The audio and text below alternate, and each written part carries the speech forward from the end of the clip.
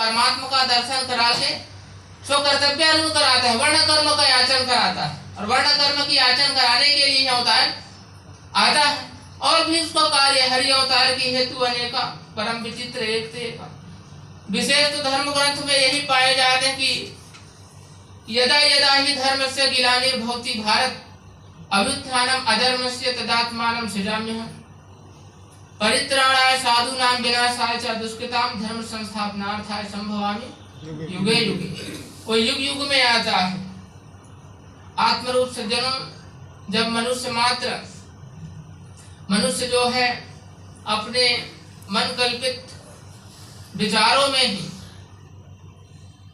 अपने मन कल्पित भक्ति में, अपने मन कल्पित पूजा पाठ और कर्माचरण में जब लग जाते हैं और परस्पर अनेक प्रकार की कुरीतियां, जाति पाति, छुआछूत, ऊंच नीच, अमीरी गरीबी, शहरी ग्रामीण, पठित या पठ, अनेक प्रकार की कुरीतियां के बंधन में जब वो भ्रम में पड़ जाता है और मानव मात्र में वो इस प्रकार की ऊंच नीच की भावना, जाति पाति की भावना जब देखने लगता है तो परस्पर उसका व्यवहार भी उल्टे रहते हैं, राग द्वेष से, स्वार्थ बुद्धि से। तो इस प्रकार की जब स्थिति आ जाती है तब तक अवतार आते हैं और सभी को फिर मानव मात्र को शिक्षा देते हैं कि आप सब एक ही परमात्मा का स्वरूप हो और आप सभी परस्पर एक दूसरे के सुख के हेतु कर्माचरण करो तो परस्पर आनंद आएगा। तो आत्मरूप सज्जनों, भगवान श्री कृष्ण भी ये कहते हैं कि इस विज्ञान को प्राप्त करके, क्योंकि परमात्मा को प्राप्त करने का अथवा भक्ति करने का अधिकार मानव मात्र को है, इसमें कोई प्रकार की भेदभाव उच्च नीच नहीं है। इसलिए श्री कृष्ण कहते हैं कि माम ही पार्थ व्यपाश्रित योपिषु पापियों न स्त्री वैश्यस तथा शूद्रास्ते अभियांति पराम गति। मेरे आश्रय से पार्थ, मेरे मतलब इस दिव्य चक्षु के निश्चय से पाप, स्त्री, वैश्य, शूद्र, पापी, चंडाल आदि सभी परम गति को प्राप्त करते हैं। आत्मरूप सज्जनों, भक्ति का अधिकार सभी को है, इसलिए अछूतों को भी इस विज्ञान से वंचित नहीं किया भगवान ने। स्त्रियों को, वैश्यों को, शूद्र को, सभी को समान अधिकार दिलाने के लिए अवतार आता है। तो इस प्रकार दिव्य चक्षु का आविष्कार भगवान मायानंद ने किया है, जो मानव जगत में भूल गए लंबे समय उस गीता के सिद्धांत से कि बहुत काल जाने से पार्थ योग मिटाया है, सो वही ज्ञान बताने के लिए आया। तो आत्मरूप सज्जनों, पहले ये ज्ञान विष्णु के पास था सतयुग, उसके बाद त्रेता में राम के पास था, लोग फिर भूल गए। तो वही ये पुराना ज्ञान मैंने यार तुझे कहा भक्त है तू सखा मेरा ईश्वर श्रेष्ठ भेदी, ये ज्ञान कोई नई नहीं है, ये वही पुराना ज्ञान है। पुरातन वही ये पुराना ज्ञान मैंने आज तुझे कहा, तू भक्त है परमात्मा का और मेरा प्रिय सखा है, इसलिए मैं इस रहस्य की बातें आपको बता रहा हूँ। तो रहस्य यही है जो सर्वांग योग इस पुस्तिका में दर्शित किया गया है, लिखा गया है। तो आत्मरूप से जन्म इस शरीर को साधन की धाम ऐसा कहते हैं, सुनते हैं, पढ़ते हैं और धर्म ग्रंथों में सब लिखा भी है। साधन की धाम है कि बड़े भाग मानुष तन पावा सुर दुर्लभ ग्रंथ ही गावा, साधन धाम मोक्ष कर द्वारा पाई न जही परलोक समान। इस मनुष्य के शरीर को प्राप्त करके जो अपने परलोक मतलब आने वाले जन्म को नहीं संवारा, तो उसकी गति क्या है? सो परत दुख पावे सिर ढूंढने नहीं पड़ता। तो साधन क्या है? साधन क्या है? परमात्मा स्वरूप को जानने के लिए इस मानव शरीर में 8 साधन हैं, जो सभी मानव मात्र के पास है। किसी भी ग्राम का हो, किसी भी देश का हो, किसी भी कुल जाति पंथ को मानने वाला हो, इसमें कोई भेद नहीं है। मानव मात्र के पास ये 8 साधन है। 8 साधन क्या है? इंद्रियाणि नरेपन षष्टम तु मनुचिते सप्तमी बुद्धि त्याहु क्षेत्रज्ञ को अष्टमा। 5 तत्व को जानने के लिए 5 ज्ञानेंद्रिय है, 3 गुणों को जानने के लिए 6वां मन है, और अक्षर ब्रह्म को जानने के लिए, लक्ष्य करने के लिए बुद्धि है 7वीं साधन, और 8वां स्वयं जीव जान, जो जानना चाहता है, जानने के लिए आया है। इस मनुष्य जीवन का ध्येय यही है कि वो अपने परम स्वरूप परमात्मा को प्राप्त करे, वर्ण करे, और उसको प्राप्त करके भी उसका ध्येय पूरा होता है। यद्यपि परमात्मा तो प्राप्त है ही, जानना ही बाकी है, जानना ही बाकी है। संत कबीर ने भी यही कहा कि जानना है। जैसे पानी में मछली रहता है, पानी को ढूंढता है कि पानी में ही जीवन है, पानी में ही मरण है, पानी में ही जन्म है, लेकिन पानी को ढूंढता है, तो जानना बाकी है, प्राप्त रहता है। ठीक उसी प्रकार इसी परमात्मा में हम सब उत्पन्न होते, यतो या ईमानी भूतानि जाताति जीवंति यत्वेन्तमि अभिशम विसंति तद्ब्रह्मेति तद्विजिज्ञासस्व, ऐसा कहा है। तो जानना है, तो जानने की युक्ति ये सर्वांग योग पुस्तिका में लिखा है, जो भगवान ने आविष्कार किया है। तो 5 तत्व को जानने के लिए हमारे पास 5 ज्ञानेंद्रिय है। 5 तत्व को जानने के लिए क्या है? 5 ज्ञानेंद्रिय है। आंख, कान, नाक, त्वचा, जीवा, 5 ज्ञानेंद्रिय। तो पहले ये अधिष्ठान को देखना है, जो एक में है और सब में है, और सब में है वो एक में है। जय जय अविनाशी सब घटवासी व्यापक परमानंदा, सब घट में है। तो सबके अंतर्गत ये भी है, सबके अंतर्गत ये भी है, सब है। अधिष्ठान यद्यपि कुछ भी हम ले सकते हैं, कागज की टुकड़ा, लकड़ी की टुकड़ा, कपड़े की, धातु की, लेकिन भगवान ने बतासा में बताया, क्योंकि बतासा में जितना सरल रीति से समझ में आता है, उतनी अन्य वस्तु में समझ कम आती है। तो पहला साधन से देखना है, पहले तो देखना है सामान को, उसके बाद फिर अन्य अनुभव हो सकता है। तो अपनी आंखों से देखो, दिखता है पदार्थ, ये सबके अंतर्गत ये है, तो इसमें देखना, जो एक में भी वही सब में है। तो ऐसे ही विश्व में सारे रूप का दिखना भरा। इसके अंदर बिंदु को पहले देखे, फिर अपने को देखे, फिर विश्व की ओर देखे। ये दिखने की कारण क्या है? कारण को पकड़ना है। दिखने की कारण अग्नि है, अग्नि न होते तो हमारे यहाँ काम नहीं करते, दिखता नहीं। तो केंद्र बिंदु से लेकर अपने से विराट की ओर जब नजर घुमा रहे हैं, तो अनेक रंग रूप आकार प्रकार बनावटों में हरे, पीले, नीले, पचरंगे सब दिख रहे हैं।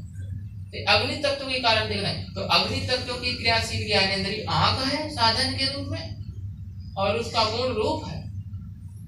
तो खुले आंख से देखा तो इस केंद्र बिंदु से लेकर चराचर ब्रह्मांड में अनेक विस्तार में रूप दिखता है। दूसरे हमारे ज्ञानेंद्रिय क्या है? त्वचा।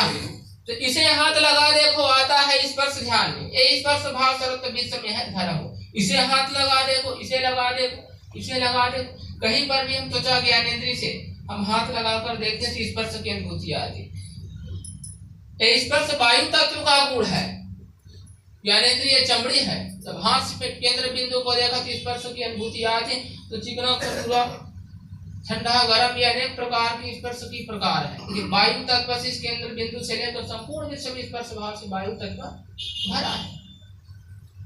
अब इसमें शब्द है स्थायी, बजा के कान से सुनो। वैसे ही विश्व में सारे स्थित है शब्द भाव भी। इसे हम फिर तीसरे पर जो ठोक बजा कर ऐसा देखते, इसमें शब्द है, फिर इसमें भी है, अपने में भी है, इसमें भी है। ऐसे हम किसी भी घटक की इकाई को हम ठोक बजा कर देखने पर उसमें से शब्द निकलता है।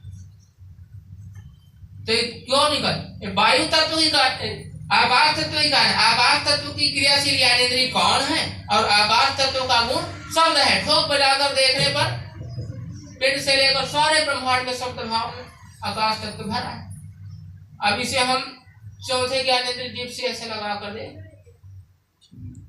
जीभ से लगा कर देखते हैं तो इसमें रस या स्वाद आती। जीभ से लगा देखो, वस्तु में कुछ स्वाद है। ऐसे ही विश्व में भी है रस भाव भरा हुआ। फिर अपने को जीभ से लगा, अपने को नहीं छोड़ना है। इस रुमाल को लगा, कपड़े को लगा कर देखते हैं, कोई भी वस्तु को हम जीभ से लगाकर कुछ तो स्वाद है, खारा है, नमकीन है, चरपा है, जैसे जैसे वस्तु है उसके स्वभाव अनुसार उसमें स्वाद है। तो जल तत्व इस पिंड से लेकर सारे ब्रह्मांड में रस भाव से भरा है। जिसके जानने की साधन हमारे क्या है? जीव ज्ञानेंद्रिय है। 5वें तत्व पृथ्वी है, पृथ्वी तत्व की क्रियाशील ज्ञानेंद्रिय नाक का है, पृथ्वी तत्व का मूल गंध है। तो नाक से सूंघ के देखो गंध है इसमें भरा, इसी रीति लखो सारे देश में गंध भी रमा। इसको हम नाक से सूंघ कर देखते तो गंध या बाहर से आते हैं। तो अपने को सूंघ कर देखो, इस कपड़े के टुकड़े को, कोई भी वस्तु को हम नाक से लगा कर देखते तो गंध की अनुभूति आती है। तो ये पिंड से लेकर सारे ब्रह्मांड में भरा हुआ है। 5 ज्ञानेंद्रिय से 5 तत्वों का ये बोध होता है। मन से 3 गुण का बोध होता है, इसके आगे मन है। तो 5 ज्ञानेंद्रियों से देखने का नहीं, कभी जाने का मन, ये तीनों और उनके स्वधर्म, इसके आगे मन है। तो मन से 3 गुण जाना जाता है। जिस वस्तु के संग करने से अच्छा ही अच्छा अनुभूति आती है, कोई भी वस्तु, तो उसको क्या कहा गया है? सत्व गुण कहा गया। उपयोग से लेकर परिणाम तक। और जिस वस्तु को उपयोग करने से उपयोग में अच्छा लगना और परिणाम में बुरा लगना, उसको रजोगुण कहा गया शास्त्रीय भाषा में। और जिस वस्तु के संग करने से उपयोग से लेकर परिणाम तक बुरा ही बुरा अनुभूति आता है, उसे तमोगुण कहा गया है। ये 5 और 3 8। 8 के समुच्चय स्वरूप को क्या कहा गया है? 9वां नाम दिया है सगुण। सगुण साकार ये कहा गया है। साकार में निराकार व्याप्त है। निराकार को जानना सरल है। निर्गुण रूप सुलभ यति सगुण न जाने कोई, और सुगम अगम नाना चरित सुनि मुनि मन भ्रम होई। निर्गुण को जानना सरल है, लेकिन सगुण को जानना कठिन है। निर्गुण कैसे इसमें व्याप्त है? अस्थि भांति प्रिय रूप से। अस्थि यानी है, भांति यानी दिखता है। क्या के लिए प्रिय है? ये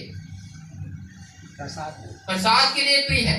ऐसे जो वस्तु के जो प्रिय भाव को दूसरा भाव निर्गुण कहा गया है। वस्तु के बाह्य स्वरूप को साकार कहा गया, और वस्तु के जो उपयोग करने की चाहत इसमें भरा है। वस्तु 2 नहीं है, उसमें जो चाहत भरे उसको निराकार कहा गया है, अक्षर भाव कहा गया है। और दोनों भावनात्मक कल्पनाएं जहाँ लय है, वो वस्तु का नाम पुरुषोत्तम है।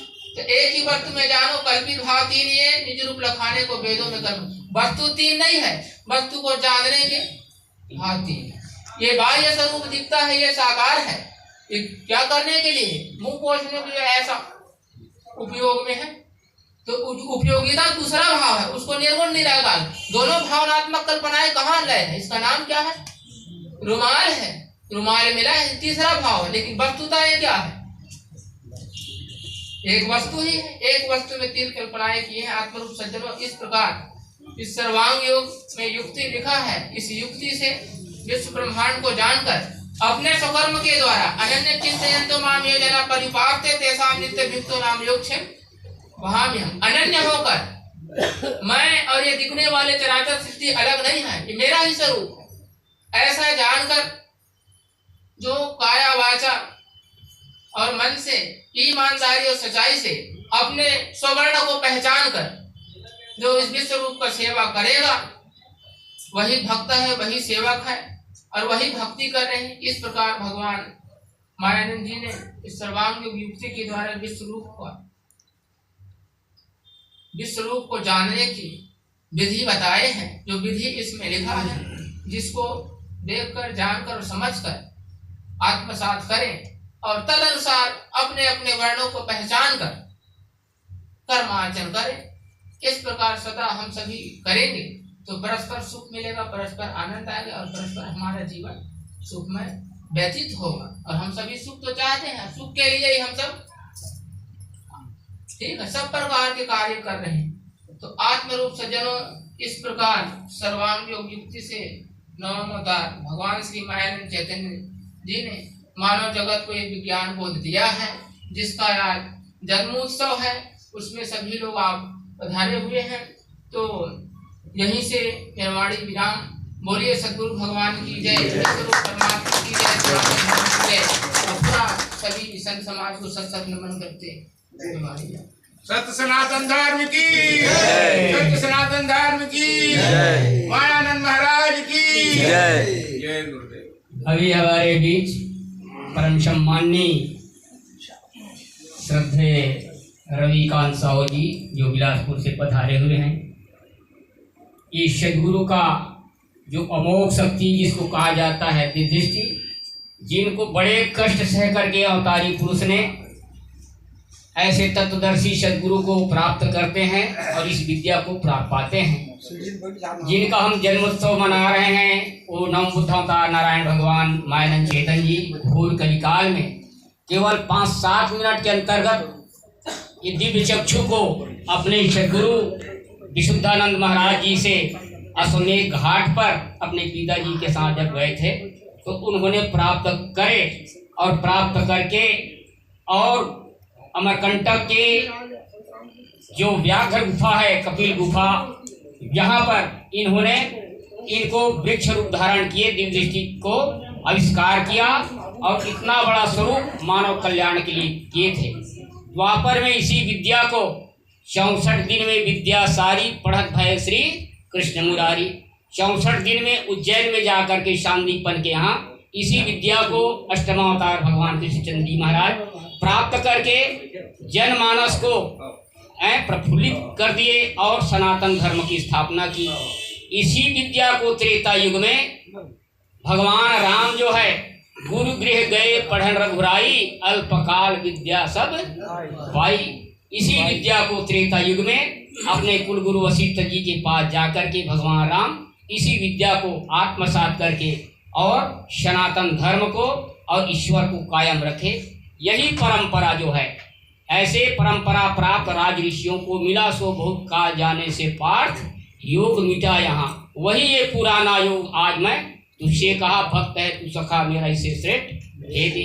इसी विद्या का आविष्कार जिनका हम जन्मोत्सव मना रहे हैं घोर कलिकाल में, नवा अवतार नवा सरकार है। इसके बाद ऐसा सरकार फिर अब आने वाले नहीं है, ऐसा सभा लगा करके ये हमको ये प्रसाद बांटने वाले नहीं है। वो हाय और ना में जवाब मांगेंगे, वो जिसका नाम है कल की अवतार। दुधारू तलवार लेकर आएंगे, वो नंगी तलवार लेकर के आएंगे और घोड़े में सवार रहेंगे। मैंने हर अवतार में आपको दिया है, अब क्या करना है हाय और ना में जवाब मांगेंगे। तो ऐसे परम गुह्य योग ज्ञान है हमारे परम सम्मानी जन्मोत्सव के पावन बेला पर बिलासपुर से पधारे हुए रविकांत साहू जी के द्वारा बड़ा सुंदर उद्बोधन हम सब के बीच अपना प्रस्तुत किया। इसके लिए हम समस्त उपकेंद्र मुंगेली के भक्त इनसे आभारी हैं और इस आज जन्मोत्सव के जो आयोजिका है जो बहन सीमा देवी जी, वो भी आपके आभारी हैं। इसके बाद मैं हमारे मुंगेली उपकेंद्र के उपाध्यक्ष परम सम्मानी परम श्रद्धेय श्री तुलसीराम साहू जी से मैं